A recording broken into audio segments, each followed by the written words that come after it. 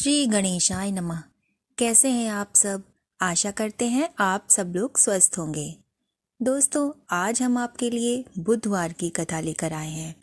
बुधवार के दिन गणेश जी की पूजा करने का विधान है, लेकिन जिसकी कुंडली में बुध दोष होता है वो अपने बुध दोष को दूर करने के लिए बुधवार का व्रत रख सकता है। बुधवार के दिन बुध ग्रह से संबंधित वस्तुओं का दान भी किया जाता है। बुधवार की कथा सुनने पर ही बुधवार के व्रत का पूर्ण फल प्राप्त होता है। इस दिन व्रत रखने वाले लोग हरा कपड़ा, हरी मूंग दाल और हरे रंग की चीजों का दान करते हैं। तो चलिए अब शुरू करते हैं बुधवार व्रत की कथा।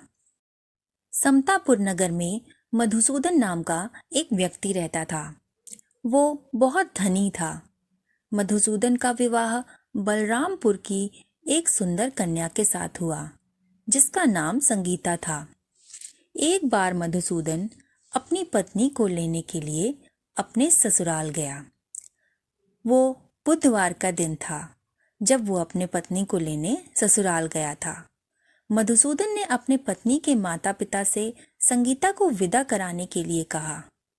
तब उसके माता पिता बोले कि बेटा, आज बुधवार है। बुधवार को किसी भी शुभ कार्य के लिए यात्रा नहीं करते। लेकिन मधुसूदन नहीं माना। वह अपने सास ससुर से कहने लगा कि मैं ऐसी शुभ अशुभ बातों को नहीं मानता और आप लोगों को भी इन सब बातों को नहीं मानना चाहिए। इस पर दोनों ने बैलगाड़ी से यात्रा प्रारंभ कर ली।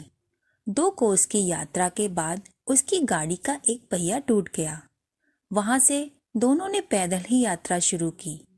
रास्ते में संगीता को बहुत प्यास लगी। तब मधुसूदन ने उसे एक पेड़ के नीचे बिठाकर कहा कि तुम यहीं बैठो, मैं जल लेने जाता हूँ। थोड़ी देर बाद जब मधुसूदन कहीं से जल लेकर वापस आया तो वह पूरी तरह से हैरान हो उठा, क्योंकि उसकी पत्नी के पास उसकी ही शक्ल सूरत का एक दूसरा व्यक्ति बैठा था। संगीता भी मधुसूदन को देखकर हैरान रह गई। वह दोनों में कोई अंतर नहीं कर पा रही थी। मधुसूदन ने उस व्यक्ति से पूछा कि तुम कौन हो और मेरी पत्नी के पास क्यों बैठे हो? तब मधुसूदन की बात सुनकर उस व्यक्ति ने कहा कि अरे भाई, ये मेरी पत्नी संगीता है। मैं अपने पत्नी को ससुराल से विदा करके लाया हूँ। लेकिन तुम कौन हो जो मुझ जैसा प्रश्न कर रहे हो?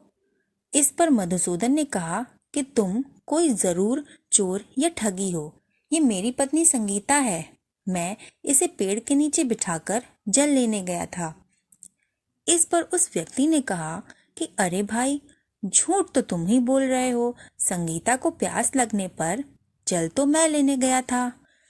मैंने तो जल लाकर अपनी पत्नी को पिला भी दिया।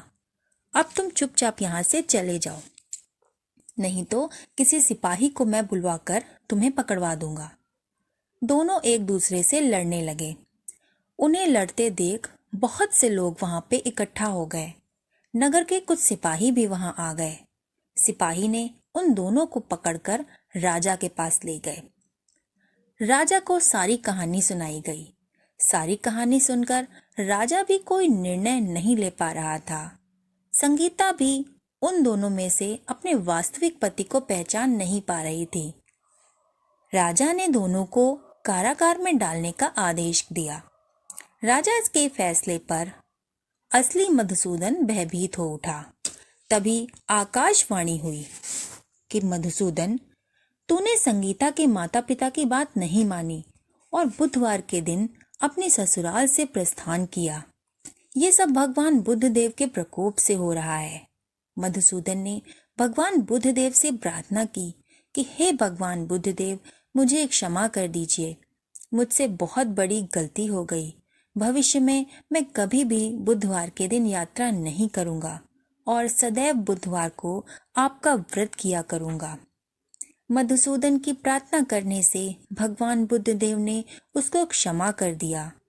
तभी दूसरा व्यक्ति राजा के सामने से गायब हो गया। राजा और दूसरे लोग इस चमत्कार को देखते ही रह गए और वो हैरान रह गए। भगवान बुद्धदेव की इस अनुकंपा से राजा ने मधुसूदन और उसकी पत्नी को सम्मानपूर्वक विदा कर दिया। कुछ दूर चलने पर रास्ते में उन्हें बैलगाड़ी मिल गई। बैलगाड़ी का टूटा हुआ पहिया भी जुड़ गया था। दोनों उसमें बैठकर अपने नगर समतापुर की ओर चल दिए। मधुसूदन और उसकी पत्नी संगीता दोनों बुधवार को व्रत करते हुए आनंद पूर्वक अपना जीवन यापन करने लगे।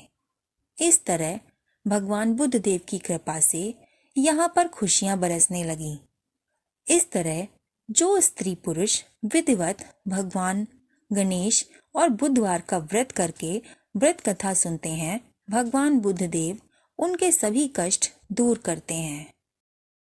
तो ये थी बुधवार की कथा। आप सबको कैसी लगी हमारी कथा, हमें कमेंट बॉक्स में लिखकर ज़रूर बताइएगा। अगर आप चैनल पर नए हैं तो हमारे चैनल को सब्सक्राइब ज़रूर कर लीजिएगा और हमारे पेज को लाइक ज़रूर करिएगा। हमारे वीडियो को लास्ट तक देखने के लिए धन्यवाद। आपका दिन शुभ हो।